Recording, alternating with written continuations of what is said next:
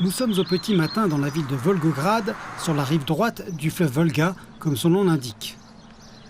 Il y a environ 80 ans, cette ville était connue sous un autre nom, Stalingrad.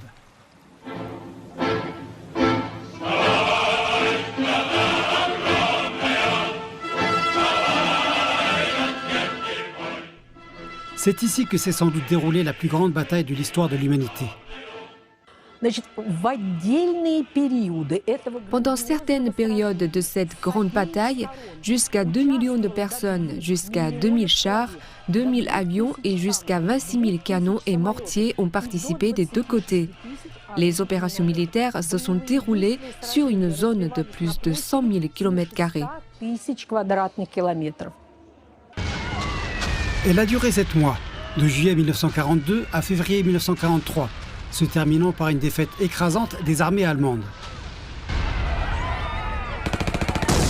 « 2 millions de personnes ont péri ici, sur les rives du fleuve Volga.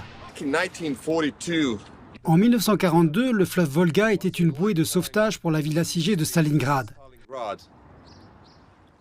Des centaines, voire des milliers de petits navires et bateaux, transportés tout ce dont la ville avait besoin d'une rive à l'autre.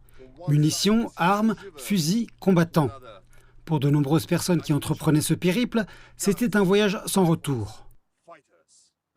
En juillet 1942, Alexandre Eremin, âgé de 14 ans, fut nommé capitaine d'un petit bateau qui transportait des provisions entre les deux rives de la Volga.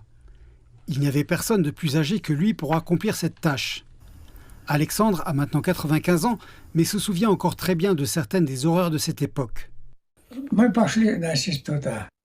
Nous sommes allés accoster là-bas, dans le quartier de Tatianka, à Stalingrad. Nous arrivions à Tatianka et mon père a arrêté les moteurs du bateau. Nous avons entendu des enfants pleurer. De la fumée noire s'élevait et au-delà de la fumée, il y avait des coups de feu.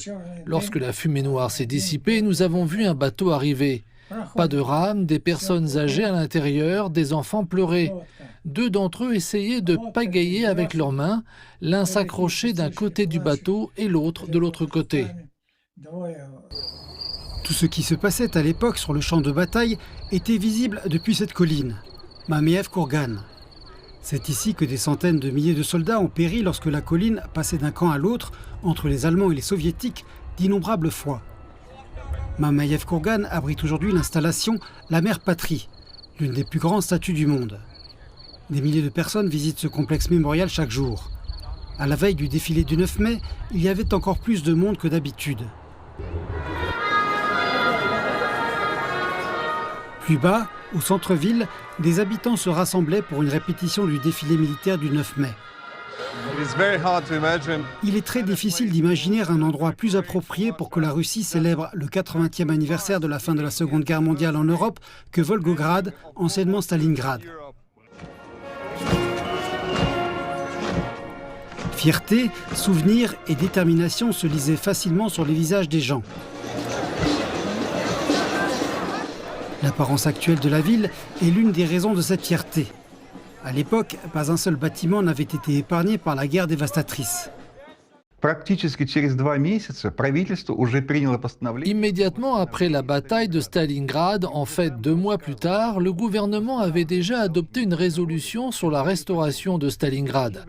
Il stipulait déjà que les usines et les quartiers résidentiels devaient être restaurés en même temps. Au printemps 1943, des architectes de renom sont arrivés à Stalingrad. Ils ont examiné et analysé la situation dans la ville et cette même année, les travaux de conception de la nouvelle ville ont commencé. C'est l'une des raisons pour lesquelles Volgograd est si belle aujourd'hui. Et les jeunes y voient leur avenir sans oublier le passé. Cette période et son histoire militaire et son passé nous montrent que la force d'esprit est une partie très importante dans le développement de toute l'histoire. Et nous voyons de grandes perspectives pour la ville. Il y a beaucoup de bonnes personnes ici. Il y a d'excellents établissements d'enseignement ici. Il y a un bon environnement ici pour développer nos entreprises et développer l'industrie. Artyom est le directeur d'une des entreprises qui portent l'avenir de Volgograd. Son entreprise fabrique des imprimantes appelées 5D, capables de créer des